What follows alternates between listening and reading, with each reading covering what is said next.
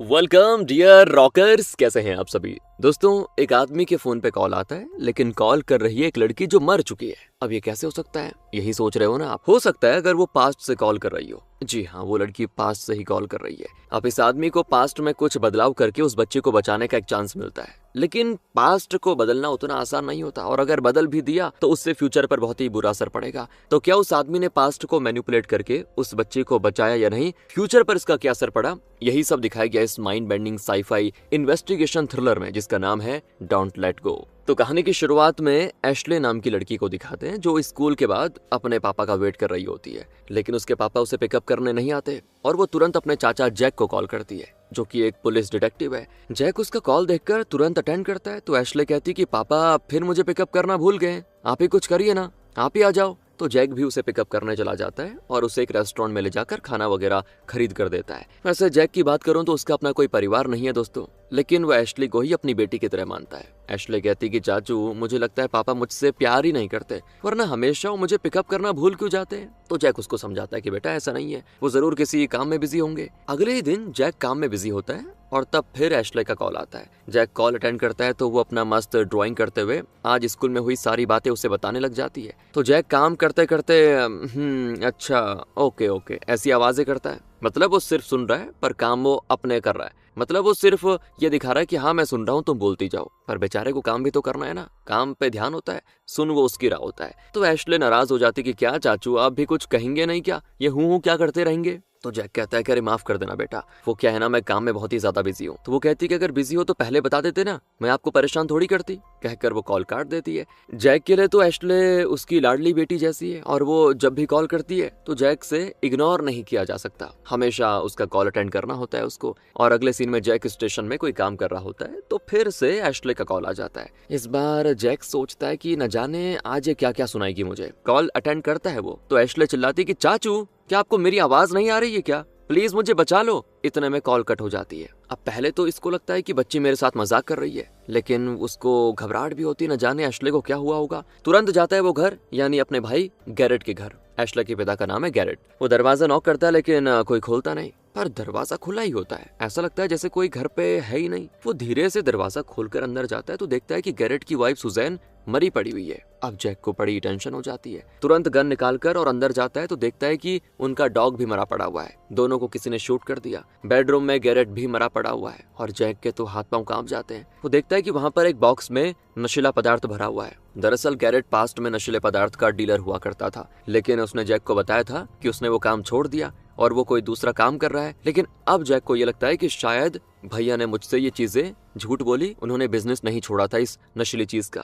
मतलब इस नशीले पदार्थ की वजह से किसी दूसरे गैंग से उनकी लड़ाई हुई होगी और उस गैंग ने गैरेट और उसकी वाइफ को खत्म कर दिया होगा। जैक को अब भी विश्वास है कि एश्ले को कुछ नहीं हुआ होगा, वो सेफ होगी, किसी तरह बच गई होगी। तो वो पूरे घर में ढूंढ ढूंढ कर आखिर में बाथरूम जाता है, तो वहां देखता है दरिंदों ने एश्ले को भी नहीं छोड़ा दोस्तों, बाथटब में मार डाला है उसको। जैक की धड़कन जैसे कुछ देर के लिए रुक जाती है। बड़ी मुश्किल से खुद को संभालकर अपने डिपार्टमेंट को इन्फॉर्म करता है। गैरेट और उसका परिवार ही जैक के लिए सब कुछ थे, लेकिन अब उनमें से कोई भी नहीं बचा और इस वजह से जैक इमोशनली टूट जाता है दोस्तों। फिर उन सभी का फ्यूनरल होता है। कार में जैक अपने डिटेक्टिव पार्टनर बॉबी से कहता है कि यार मुझे अपने भाई को रोकना चाहिए था, उस पर और कड़ी नजर रखनी चाहिए थी ताकि वो ये नशीली चीजों का बिजनेस ना करता, लेकिन मैं डिटेक्टिव होकर भी कुछ कर नहीं पाया और मेरी नाकामी है कि मेरे भाई का परिवार इस तरह खत्म हो गया। मेरी बच्ची एश्ले वो भी नहीं रही। तो बॉबी उसको समझाता है कि देखो तुम खुद को दोष मत दो, इसमें तुम्हारी कोई गलती नहीं है, लेकिन हाँ तुम्हारे परिवार को खत्म कर देने वाले उस खतरनाक गैंग का हमें पता लगाकर उनका खात्मा करना होगा। फिलहाल एक काम करो, कुछ दिन आराम करो, मैं इस केस को देखता हूँ।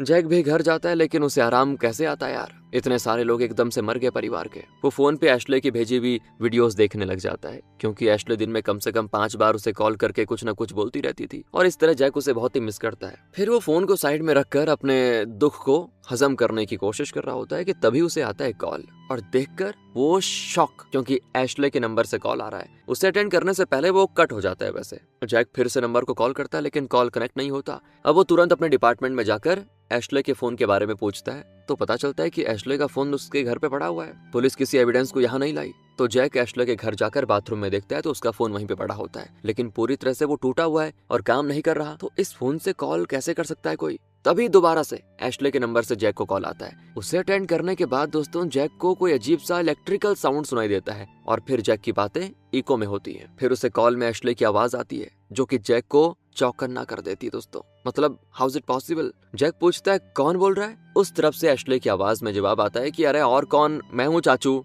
तो जैक की कुछ समझ में नहीं आता, मतलब वो सोचता है सच ये क्या है, ये पॉसिबल कैसे हो सकता है, कहीं मेरा कोई वहम तो नहीं। तो एशले कहती है कि आपने मेरा कॉल क्यों नहीं उठाया, शुक्र है अब तो उठा लिया, ठीक है मैं रखती हूँ बाद में बात करूंगी, कहकर वो कॉल काट देती है। और जैक सच में यार बहुत ही ज्यादा कंफ्यूज्ड हो जाता है। उस रात उसे नींद नहीं आती। फिर से उसे एशले का कॉल आता है और कुछ बातें करने लगती है वो। जैक कहता है ये सब तो तुम मुझे पहले भी बता चुकी हो। एशले कहती मैं तो पहली बार आपको ये सब बता रही हूँ चाचू। अरे ये छोड़ो, तुम ये बताओ तुम हो कहाँ पे अभी? अरे और कहाँ होंगी, घर पे हूँ, अपने बेडरूम में हूँ। तो जैक बिना कॉल कट किए एशले के घर पे जाता है। गैरेट परिवार के कत्ल के बाद पुलिस ने घर को सील करके रखा हुआ था और वहाँ कोई नहीं है, लेकिन एशले फोन पे कह रही है कि वो अपने बेडरूम में। ये कैसे यार पॉसिबल हो सकता है? जैक का दिमाग खराब। घर के पास एक गराज है जिसके अंदर दोस्तों एक स्प्रे पेंट कैन है। तो जैक एशले से कहता है कि अगर तुम सच में अपने बेडरूम में हो तो बाहर गराज में आओ, वहाँ एक स्प्रे पेंट कैन होगा, उससे तुम दरवाजे पे एक्स मार्क ड्रॉ करो। पर मैं ये सब क्यों करूं चाचू? अरे बेटा ये गेम है, तुम बस करो, फिर मैं तुम्हें आगे बताऊंगा, कहकर जैक अपनी कार में बैठ जाता है। लेकिन ना तो कोई घर से निकलता है और ना ही गराज का दरवाजा खुलता है। जैक को अब यकीन हो जाता है कि जरूर मैं पागल हो चुका हूँ, ये फालतू की वहम हो रही है मुझे, ये सब मेरा इमेजिनेशन है। वो फिर से गराज का दरवाजा खोलकर अंदर जाता है तो न जाने क्यों उसे गराज में एशले का प्रेजेंस फील होता है। बस फील होता है, असल में वो नहीं आई थी। वो झट से मुड़कर देखता है तो गराज के दरवाजे पे एक बड़ा एक्स मार्क होता है जो कि अभी कुछ देर पहले नहीं था। अब जैक का सर फट जाता है। वो बाहर जाकर एक न्यूज़पेपर निकालता है जो कि जून 29 का पेपर है। गैरेट परिवार का कत्ल हुआ था जून 28 को और ये उसके अगले दिन का पेपर है। वो कॉल पर एशले से कहता है कि आज का डेट क्या है बेटा? अरे चाचू आपको हो क्या गया है, आपको नहीं पता कि डिटेक्टिव होके? अरे आज जून 25 है। और इस पॉइंट पर जैक को रियलाइज होता है कि एशले पास्ट से कुछ उसके साथ कांटेक्ट कर रही है, यानी जून 25 में वो है अभी फिलहाल, मतलब कत्ल के 3 दिन पहले। और इसीलिए पास्ट से जब एशले ने दरवाजे पे एक्स मार्क ड्रॉ किया तो वो जैक को नजर आ गया। और यहाँ पर हमें जून 25 की एशले को दिखाते हैं जो कि एक्स मार्क को ड्रॉ करके गराज में आई थी। और वो गराज से जैक को बताती है कि चाचू पापा किसी से बात कर रहे हैं, उस आदमी के पास ना एक बहुत ही एक्सपेंसिव स्पोर्ट्स कार है। और जैक अपने दिमाग पे जोर डालता है। वो समझ जाता है कि जरूर ये उस गैंग का लीडर होगा या कोई बहुत बड़ा उसी गैंग का होगा जिसके साथ गैरेट की कोई डीलिंग हुई है। और हो सकता है बाद में इसी गैंग के साथ गैरेट की कोई अनबन हुई होगी और उन्होंने फिर गैरेट को मार दिया। तो जैक कहता है कि बेटा क्या तुम उस आदमी को देख पा रही हो? वो कहती नहीं, लेकिन वो एक व्हाइट कलर स्पोर्ट्स कार में आया है, बस वही मुझे दिख रहा है। तो जैक घर के अंदर जाता है और वहाँ गैरेट की डायरी में लिखा होता है टॉक टू जॉर्ज। अब जैक पास्ट की एशले से कहता है क्या तुम बेटा जॉर्ज नाम के किसी आदमी को जानती हो? अरे नहीं चाचू, मैं इस नाम के किसी को भी नहीं जानती, अब माँ मुझे बुला रही है, मैं बाद में आपसे बात करूंगी, कहकर वो कॉल कट करके चली जाती है। एशले को बिल्कुल भी आइडिया नहीं है कि उसके कॉल्स फ्यूचर के जैक से कनेक्ट हो रहे हैं, पर जैक तो जानता है कि एशले पास्ट से उससे बातें कर रही है। अब जैक के दिमाग में एक प्लान आता है कि क्यों ना पास्ट की एशले को अलर्ट करके उससे बचा लिया जाए, उसके कत्ल को रोक दिया जाए। जैक ऑफिस में बैठा बैठा कैलकुलेट करने लग जाता है कि एशले ने उसके टाइमलाइन के हिसाब से 25 को कॉल किया था। आज अगला दिन है, मतलब अब सिर्फ। तभी जैक का डिपार्टमेंट चीफ हावर्ड आता है और पूछता है कि तुम यहाँ पे ये क्या लिख रहे हो बच्चों की तरह? जैक कोई बहाना बना देता है, कहता है कि वो कत्ल के पहले से लेकर अभी तक की टाइमलाइन को कैलकुलेट कर रहा हूँ और कुछ भी नहीं। पास्ट में एशले अपने पापा गैरेट की कुछ डायरीज देखती है और जॉर्ज के बारे में जानने की कोशिश करती है क्योंकि जैक ने उसको जॉर्ज के बारे में पूछा था ना। और यहाँ प्रेजेंट में हावर्ड जैक के चिपकाए हुए कुछ नोट्स देखता है। दोस्तों गैरेट ने डायरी में लिखा था टॉक टू जॉर्ज। उसको देखकर हावर्ड पूछता है ये क्या है भाई? जैक कहता है कि ये मेरे भाई ने अपनी डायरी में लिखा था, हमें पता लगाना है कि ये जॉर्ज है कौन। इस पर हावर्ड कहता है कि तुम जॉर्ज का पीछा छोड़ दो, वो बहुत ही खतरनाक आदमी है, एक बहुत ही बड़े माफिया का किंग पिन है वो, आज तक किसी ने उसको नहीं पकड़ा ना देखा। एक बार पता है एक आदमी ने हमें इन्फॉर्मेशन दी थी कि मैंने जॉर्ज को देखा है, उसने ये बात बोली, लेकिन अगले दिन पता चला उसका खात्मा हो चुका है। एक बात का ध्यान रखो जैक, ये जॉर्ज कोई मामूली गैंगस्टर नहीं है जिसे हमारी पुलिस डिपार्टमेंट ढूंढ रही है, बल्कि वो एक ऐसा पावरफुल माफिया का किंग पिन है ना जिससे हमारा डिपार्टमेंट डरता रहता है हमेशा। इसलिए काम करो, इस मामले को छोड़ दो, घर जाके आराम करो। जैक घर तो चला जाता है और वो जान चुका है दोस्तों कि अब डिपार्टमेंट में कोई भी उसकी मदद नहीं करेगा केस में सिवाय बॉबी के। तो वो बॉबी को क्राइम सीन पे लिए गए कुछ फोटोज दिखाता है, कहता है कि यहाँ जो शराब की बोतल देख रहे हो, इस ब्रांड की शराब मेरा भाई नहीं पीता था, फिर ये यहाँ पे कैसे आया? जरूर कातिल ने इसे यहाँ पे रखा होगा और ऐसी सेटिंग की जिससे ये लगे कि मेरे भाई ने शराब पी थी और नशे में उसने अपनी बेटी और पत्नी का कत्ल कर दिया। देख यार, हमें कैसे भी करके उस जॉर्ज का पता लगाना है, बस तभी जाकर असलियत का पता चलेगा। तभी पास्ट से एशले का आता है कॉल और जैक बॉबी से कहता है कि मुझे थोड़ा काम है, बाद में मिलूंगा तुझसे। फिर वो अकेले में जाकर एशले से बात करता है। एशले अपने डॉग को वॉकिंग पे लेके जा रही है, कॉल कर रही है इस वक्त। वो कहती है पापा ने उस जॉर्ज का एड्रेस एक जगह पे लिखा है। जैक कहता है वेरी गुड बेटा, अब जल्दी से मुझे वो एड्रेस बताओ।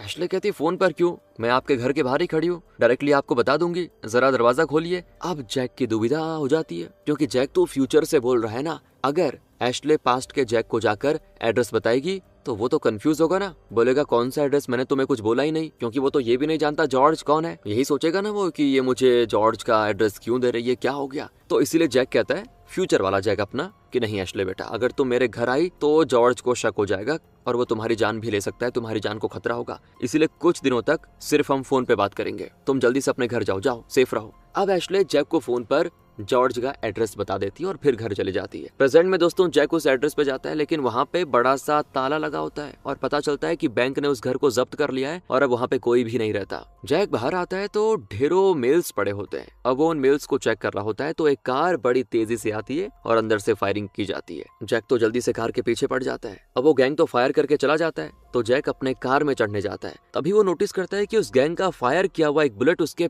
पेट में लग गया, बहुत खून निकल रहा है। पर जैक सीधे हॉस्पिटल जाने के बजाय अपने स्टेशन जाता है। सब कहते हैं क्या हो गया जैक, जल्दी हॉस्पिटल चलो, लेकिन जैक कहता नहीं, मुझे बहुत काम है। कहकर वो जाता है एविडेंस रूम में, जहां नशीले पदार्थ का वो बॉक्स रखा हुआ है जो कि इनको गैरेट के घर में मिला था। उस पर एक डिलीवरी डेट लिखी होती है और इस डेट के हिसाब से दोस्तों अभी तक ये जो बॉक्स है ना, ये पास्ट में गैरेट के घर में डिलीवर हो चुका था, जिसे गैरेट ने बेड के नीचे रख दिया था। और फिर से एशले का आता है कॉल तो जैक खून बहाते हुए बाहर आ जाता है, लेकिन उससे चला भी नहीं जाता, गिर पड़ता है बेचारा। उसी हालात में वो एशले से कहता है कि बेटा तुम जल्दी से 911 को कॉल कर दो, तुम्हारे घर पे तुम्हारे पापा के बेड के नीचे एक बॉक्स है, उसमें नशीला पदार्थ भरा हुआ है, तुम उसके बारे में पुलिस को इन्फॉर्म कर दो। इसी के साथ कॉल होती है कट। अब जैक यहाँ हो जाता है बेहोश तो उसके साथ वाले उसको जल्दी से हॉस्पिटल लेके जाते हैं। लेकिन पास्ट में एशले बड़ी कंफ्यूज हो जाती है, उसे समझ नहीं आता कि चाचू मुझसे ये सब क्यों करवा रहे हैं। असलियत जानने के लिए वो पास्ट के जैक से मिलने चली ही जाती है, जबकि उसको मना किया था। जैक दरवाजा खोलता है तो एशले कहती है आपने ऐसा क्यों कहा चाचू। जैक कहता है बेटा क्या कह दिया मैंने,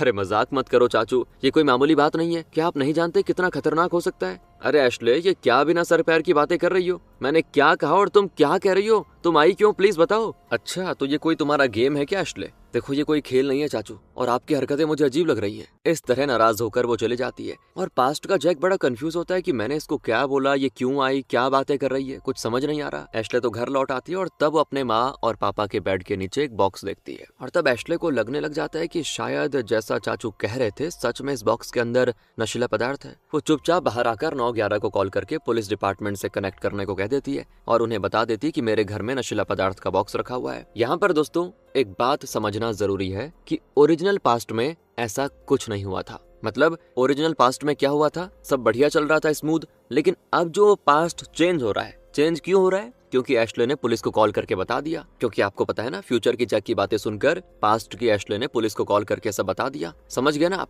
इसी वजह से टाइमलाइन में कुछ बदलाव आते हैं। फ्यूचर का जैक जिसके पेट में गोली लगी थी उसकी मेमोरीज बदल जाती हैं। ओरिजिनल टाइमलाइन में एशले और उसका परिवार मारा गया था और एशले बाथटब में मरी पड़ी थी, लेकिन इस टाइमलाइन में एशले अपने बेडरूम में मरी पड़ी होती है। तो जैक के दिमाग में इस बदले हुए टाइमलाइन की मेमोरीज आ जाती है अपने आप ही, ठीक है। यानी कि अब उसके दिमाग में क्या है कि एशले बेडरूम में मरी, और तो और टाइमलाइन की चेंज होने की वजह से जैक के पेट में गोली नहीं लगी है, बल्कि वो बॉबी के साथ पेट्रोलिंग कर रहा है। तो जैक एक न्यूज़पेपर उठाकर देखता है। असल में एशले का कत्ल जून 28 को हुआ था, लेकिन क्योंकि अब पास्ट की एशले ने पुलिस को कॉल करके टाइमलाइन में बदलाव कर दिया, तो अब उसका परिवार 28 के बजाय 27 को मारा जाता है, यानी एक दिन पहले ही। मतलब इस बार जैक फिर से अपने परिवार को बचा नहीं पाया। बड़ा दुख होता है उसको और परेशानी में अचानक चिल्लाने लग जाता है। बॉबी कहता है क्या हो गया भाई, ठीक तो है ना। तो जैक कहता है कि यार मैं अपने परिवार के कत्ल के बारे में सोच रहा था, बस उसी की यादें आ गई। अच्छा क्या एशले ने पुलिस को कॉल करके कह दिया था कि उनके घर में नशीला पदार्थ रखा हुआ है। हाँ कहा तो था, लेकिन जब हमने उसके घर की तलाशी ली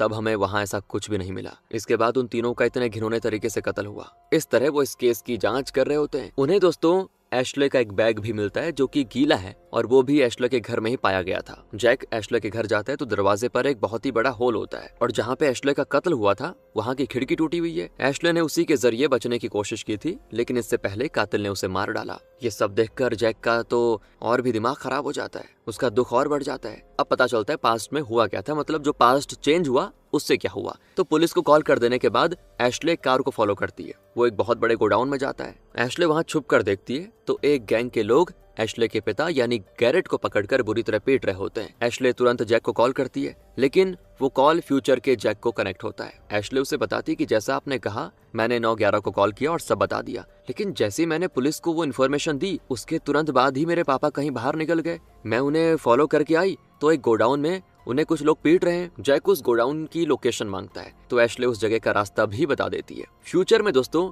जैक उसी गोडाउन की ओर निकलता है। एशले कहती है यहाँ तो ढेरों कार पार्क्स हुए हैं। जैक कहता है तुम सारे कार के नंबर्स नोट कर लो या फिर मुझे बताती जाओ, लेकिन तभी कनेक्शन कट हो जाता है। एक्चुअली एशले के फोन की बैटरी लो हो जाती है और वो दोबारा कॉल नहीं कर सकती, लेकिन वो एक टिश्यू पेपर पर वहाँ की कार्स के नंबर नोट करके उसे अपने बैग में रख लेती है और फ्यूचर का जैक पास्ट की एशले के बताए हुए उस गोडाउन में पहुंच जाता है। तो वहां पर एक व्हाइट स्पोर्ट्स कार होती है जिसे पास्ट में एशले ने देखा था और जैक को बताया भी था उस व्हाइट स्पोर्ट्स कार के बारे में। अब जैक को शक हो जाता है कि शायद यही जॉर्ज की कार है। जैक उस कार का नंबर बॉबी को बताता है और कार के ओनर का पता लगाने को कह देता है। अब दोस्तों पास्ट में उस गैंग के कुछ लोग एशले को वहां देख लेते हैं तो वो उसको पकड़ने जाते हैं और वो तेजी से भागती है। बिल्कुल उसी तरह फ्यूचर में जैक को उस गोडाउन के कुछ लोग देख लेते हैं और वो उसे शूट करने लगते हैं और इस बार भी जैक के पेट में गोली लग जाती है। फिर जैक जैसे तैसे उनसे बचकर आ जाता है। पास्ट में एशले भी गोडाउन से बचकर एक नदी के पास आती है और नदी पार करते करते उसका बैग गिर जाता है और एशले को चेस कर रहे उस गैंग का एक आदमी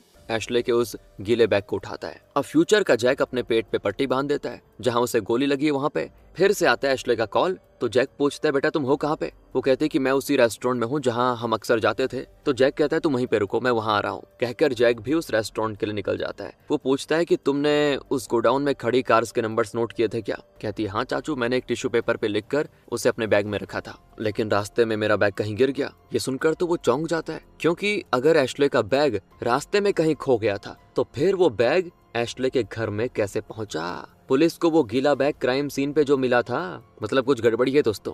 एशले कह रही है वो बैग खो गया था रास्ते में और पुलिस ने बोला वो बैग घर में मिला। जैक पूछता है तुम्हारा बैग भीगा कैसे? तो एशले कहती है लेकिन आप कैसे जानते हैं कि वो बैग भीग गया था? आप तो वहाँ थे नहीं। तो जैक कहता है बेटा पहले तुम ये बताओ तुम्हारा बैग कैसे भीगा, फिर मैं तुम्हें सब बताऊंगा। तो एशले कहती है कि मैं एक नदी पार कर रही थी तो मेरा बैग नदी के पानी में गिरा और उसके पीछे एक आदमी ने उसे उठा लिया था। अब आप बताइए आपको बैग के बारे में कैसे पता चला कि वो भीगा हुआ था? तो फ्यूचर का जैक उस रेस्टोरेंट में पहुंच जाता है। कहता है मैं रेस्टोरेंट आ चुका हूँ। अरे मजाक मत करो चाचू, मैं रेस्टोरेंट में बैठी हूँ, आप यहाँ नहीं है। वो इसीलिए एशले क्योंकि तुम पास्ट में हो और मैं 2 हफ्ते फ्यूचर में हूँ। प्लीज चाचू प्लीज ये ड्रामा बंद करो और सच बताओ आप कहाँ हो। देखो मैं ड्रामा नहीं कर रहा एशले, बिल्कुल सच बोल रहा हूँ। अगर तुम्हें यकीन नहीं होता ना, जैसा मैं कहता हूँ वैसा करो। तुम्हारे पास एक जार में रंग बिरंगे बबल गम्स होंगे, उनमें से कोई भी कलर निकालकर तुम चबा लो और जिस टेबल पर बैठी हो उसके नीचे चिपका दो। फिर मुझे बताओ तुम किस टेबल पे हो। एशले वैसा ही करती है। फ्यूचर में उसी टेबल पे जाके जैक उस बबल गम को निकालता है और एशले को बताता है कि तुमने रेड कलर का बबल गम चिपकाया है, राइट? सुनकर एशले दंग रह जाती है, पूछती क्या सच में आप फ्यूचर से बोल रहे हो? तो एक काम करिए ना, फ्यूचर की एशले को फोन दीजिए, मैं उससे बात करना चाहती हूँ। इस पर जैक बड़ा उदास हो जाता है। कहता है बेटा तुम्हारे पापा का एक खतरनाक ड्रग माफिया के साथ ताल्लुकात है। वो लोग तुम्हें, गैरेट और सुजैन को बहुत ही बेरहमी से मार डालेंगे और अभी के टाइम पे तुम मरी हुई हो। फ्यूचर में अभी तुम हो नहीं मेरे पास, तुम मर चुकी हो और तुम्हें बचाने के लिए ही मैं ये सब कर रहा हूँ। तो एशले उदास हो जाती है कि मैं मरने वाली हूँ क्या चाचू? देखो बेटा तुम नहीं मरोगी, तुम मेरे साथ बात करते जाओ, बस जो मैं कह रहा हूँ वो करो। अगर तुम मेरा कहा मानोगी तो हम दोनों मिलकर तुम्हारी मौत को रोक सकते हैं। तुम वापस घर मत जाओ, मैं तुम्हें अपने पार्टनर बॉबी का नंबर देता हूँ, तुम उससे कॉल करो, वो तुम्हें सेफ जगह पे लेके जाएगा। और बिल्कुल भी डरना मत, तुम्हारे चाचू तुम्हारे साथ है, ठीक है? मैं जानती हूँ चाचू आप हमेशा मेरे साथ रहोगे। मैं यहाँ पे आपका प्रेजेंस फील कर पा रही हूँ लेकिन देख नहीं पा रही। दोनों अलग अलग टाइम लाइन्स में हैं, लेकिन हमें ऐसे दिखाया जाता है जैसे दोनों एक दूसरे के साथ बैठे हुए हैं। दोस्तों इनके बीच वक्त की दूरी जो है, खैर जैक सीधे अपने ऑफिस जाता है और वहाँ एविडेंस रूम में जाकर वो एशले का बैग निकालता है। तभी वहाँ पे बॉबी और हॉवर्ड आ जाते हैं और वो जैक को डांटते हैं कि तुम्हारे पेट से खून बह रहा है यार, तुम हॉस्पिटल जाने के बजाय क्यों लगे हुए हो यहाँ पे? जैक कहता है एशले का बैग पानी में गिर गया था और वो उसे वहीं पर छोड़ गई थी। फिर ये बैग समझ नहीं आ रहा क्राइम सीन पर कैसे पहुंचा। जरूर किसी ने उसे लाकर क्राइम सीन पर रखा था और उस बैग में उसने उन कातिलों के कार नंबर्स नोट करके रखे थे, तो शायद वो इसी में होंगे। कहकर वो बैग से एक टिश्यू पेपर निकालता है, लेकिन पानी में भीगने की वजह से सारे नंबर्स मिट चुके थे। अब जैक परेशान हो जाता है कि कोई एविडेंस नहीं मिल रहा। हॉवर्ड को बड़ा गुस्सा आता है, पूछता है कि तुम्हें कैसे पता चला कि एशले ने इस बैग को पानी में छोड़ दिया था और किसी और ने इसे क्राइम सीन पे रख दिया। बताओ जरा, और तो और तुमसे किसने कह दिया कि इस बैग में उन गैंगस्टर्स के कार नंबर्स लिखे हुए थे? तो जैक खामोश रहता है क्योंकि वो इनको बता तो नहीं सकता ना कि वो पास्ट में बातें कर रहा है एशले से। अगर जैक इनको बताएगा भी तो ये लोग विश्वास नहीं कर पाएंगे और जैक को समझेंगे पागल। अब जैक की चुप्पी देखकर हॉवर्ड को बड़ा गुस्सा आता है। वो बॉबी से कहता है कि जैक फिलहाल इस डिपार्टमेंट में काम करने लायक नहीं है, उससे कहो कि वो वापस अपना बैज गन सब सरेंडर कर दे, उसे मैं सस्पेंड करता हूँ। बॉबी कहता है कि सर, कोई भी फैसला लेने से पहले मेरी बात ध्यान से सुन लीजिए। जैक ने मुझे कार नंबर देकर उसे ट्रेस करने को कहा था, मैंने उसे ट्रेस भी किया। वो हमारे ही डिपार्टमेंट के एक ऑफिसर की कार का नंबर है, उसका नाम है ली, और मुझे तो लगता है कि वो ली ही जॉर्ज है। इस पर हॉवर्ड और जैक दोनों ही शॉक, और फिर तीनों बाहर जाकर इस बारे में बात करते हैं। वो जैक को बताते हैं कि आज तक हम जॉर्ज का पता नहीं लगा सके क्योंकि वो बहुत ही पावरफुल और इन्फ्लुएंशियल आदमी है, लेकिन तुम्हारी फाइंडिंग से पता चला है कि वो ली ही जॉर्ज है। मतलब कंफर्म तो नहीं है, लेकिन अभी शक है, और इस बात को कंफर्म करने के लिए हम उसके गैंग के एक आदमी से मिलने जाएंगे जो कि हमारा ही खुफिया है। उस खुफिया से मिलने के लिए ये लोग दूर दराज के एक सुनसान जगह पे पहुंच जाते हैं। और दोस्तों, पास्ट में एशले पब्लिक ट्रांसपोर्ट में यहाँ वहाँ घूमने लग जाती है। अब उसके पास जाने के लिए जगह नहीं होती, इसीलिए जैसा जैक ने कहा था, वो जैक के पार्टनर बॉबी को कॉल करती है और वो भी एशले को लेने आ जाता है। एशले उसको सारी बातें बताती है, लेकिन टाइम ट्रेवल वाली बात को उसे नहीं बताती। वो बॉबी से कहती है, आप मेरे चाचू को कुछ मत बताना प्लीज, असल में मेरे पापा का किसी ड्रग माफिया के साथ कनेक्शन है और ढेर सारा नशीला पदार्थ हमारे घर में रखा हुआ था। तो इस तरह वो उसको बताती है, और यहाँ फ्यूचर में जैक, बॉबी और हॉवर्ड उस सुनसान जगह पहुंच जाते हैं। लेकिन वहां पहुंचते ही बॉबी झट से गन निकालकर हॉवर्ड को शूट कर देता है। और यहाँ पर दोस्तों, स्वागत है आपका एक बढ़िया से ट्विस्ट में। असल में जॉर्ज कोई और नहीं, ये जैक का पार्टनर बॉबी है। बॉबी डिपार्टमेंट के कुछ करप्ट ऑफिसर्स और कुछ गुंडों का एक गैंग बनाकर नशीले पदार्थ का बिजनेस चला रहा है, और गैरेट, सुजैन और एशले का कत्ल भी इसी ने किया। ये सब अब जैक को पता चल जाता है, लेकिन बहुत देर हो चुकी है क्योंकि जैक खुद बॉबी के हाथों फंस चुका है। और तो और दोस्तों, पास्ट में बॉबी को भला आदमी समझकर एशले उसके साथ जा रही है। वो एशले को सीधे उसी के घर छोड़ने जाता है और वहाँ एशले और उसके परिवार को घर में बंद करके उन सभी को शूट करने की कोशिश करता है। एशले बहुत ही डर जाती है। गैरेट पूछता है, ये क्या कर रहे हो बॉबी? बॉबी कहता है कि 9/11 को जिस लड़की ने कॉल करके नशीले पदार्थ के बारे में बताया था, वो कोई और नहीं, तुम्हारी लाडली बेटी है। अच्छा हुआ उस वक्त मैंने कॉल उठाया और मैंने तुम्हें फंसाने से बचा लिया। अगर तुम फंस जाते तो हम सब फंस जाते। अब बताओ, तुम्हारी बेटी को इतनी डिटेल में ये सारी बातें किसने बताई? तुम्हारे अलावा और कौन उसको ये सब बता सकता है ना? तो तुम ही हुए धोखेबाज। गैरेट कहता है, नहीं, प्लीज मेरा यकीन करो, मैंने उसे कुछ नहीं बताया। तो फिर एशले को कैसे पता चला कि नशीला पदार्थ एग्जैक्टली तुम्हारे बेड के नीचे है? मेरा नमक खाकर मुझसे गद्दारी करते हो गैरेट। ये कहकर वो गैरेट को शूट करके मार डालता है। दोस्तों, एशले और सुजैन बचकर भागती है, तो वो शॉर्ट गन से शूट करता है तो दरवाजे पे बड़ा सा होल बन जाता है। इसी बीच फ्यूचर में बॉबी जैक से कहता है कि तुम्हें कैसे पता चला कि एशले का बैग मेरे एक आदमी को मिला था और उसे हम ही एशले के घर में डालकर गए थे? कैसे पता चला? उस बैग के अंदर तो कोई जीपीएस डिवाइस भी नहीं था, फिर तुम्हें ये सब कैसे पता चला? जरूर कोई तीसरा है जो ये सब जानता है और तुम्हें वो खबर दे रहा है। बताओ कौन है वो? तुम्हारा खात्मा तो पहले करूंगा, अगला नंबर उसी का होगा। बताओ कौन है वो? तो जैक कहता है, वो कोई और नहीं, एशले है। और बॉबी चिढ़ जाता है कि उसे तो मैंने अपने हाथों से मार डाला था, वो तुम्हें कैसे बता सकती है? जैक कहता है, क्योंकि ना वो पास्ट से मुझे कॉल कर रही है। और बॉबी यहाँ पे हंसता है कि या तो तुम पागल हो या फिर मुझे बना रहे हो। देखो, मेरा टाइम वेस्ट मत करो, चुपचाप बता दो कौन है वो तुम्हारा साथी। इसी बीच पास्ट में दिखाते हैं कि बॉबी ने सुजैन का भी कत्ल कर दिया और अब वो एशले के पीछे पड़ा हुआ है। एशले अपने कमरे में होती है, वो खिड़की का ग्लास तोड़कर बाहर कूद जाती है और भागने भी लगती है। बॉबी उसका पीछा करता है तो एक सेफ जगह पे पहुंचकर वो जैक को करती है कॉल, जो कि फ्यूचर के जैक को हो जाता है कनेक्टेड। अब जैक जो फ्यूचर में मरने की हालत में है, वो बॉबी को अपना फोन दिखाता है कि देखो एशले कॉल कर रही है, और बॉबी तो अड़ा रहता है कि एशले तो मर चुकी है। जैक कॉल को अटेंड करके लाउड स्पीकर पे डालता है। एशले डरी सहमी कहती है कि चाचू, वो मुझे जान से मारने की कोशिश कर रहा है, मेरे पीछे आ रहा है, वो वही आपका दोस्त बॉबी। ये सुनकर बॉबी बौखला जाता है कि ये क्या चल रहा है। जैक कॉल पे कहता है कि एशले में बहुत बुरी तरह फंसा हुआ हूँ, अगर मुझे कोई बचा सकती हो तो वो हो तुम। सबसे पहले तुम्हें खुद को बचाना होगा और पास्ट में ही बॉबी को खत्म करना होगा। अगर वो पास्ट में मर जाएगा तो मेरा पूरा टाइमलाइन गायब हो जाएगा और फ्यूचर में मैं जिस सिचुएशन में हूँ उसमें मैं नहीं रहूंगा। मेरा दुख दर्द सब मिट जाएगा और सबसे इम्पोर्टेंट बात यह है कि तुम जिंदा रहोगी, मेरे लिए वही बहुत है। तो बॉबी चिढ़कर जैक के हाथ में शूट कर देता है और जैक दर्द के मारे चीखता रहता है। उसकी चीखें सुनकर एशले परेशान हो जाती है और फैसला करती है कि मुझे कैसे भी करके इस बॉबी को मारना होगा। वो तुरंत अपने टाइमलाइन के यानी कि पास्ट के जैक से मदद मांगने के लिए घर जाती है उसके। एशले जैक को पुकारने लग जाती है, वो भी बाहर आता है। इतने में बॉबी भी एशले का पीछा करते करते वहाँ पे आ जाता है। जैक पूछता है, बॉबी तुम एशले का पीछा क्यों कर रहे हो, क्या हो गया? तो बॉबी कहता है कि यार क्या करता, मेरी असलियत दुनिया को पता ना चल जाए, इसीलिए मुझे तुम्हारे भाई और उसकी वाइफ को जान से मारना पड़ा। बची है तो सिर्फ एशले, इसे मारने आया था लेकिन तुम बीच में आ गए और अब मेरे पास कोई रास्ता नहीं यार, मुझे तेरी भी जान लेनी पड़ेगी।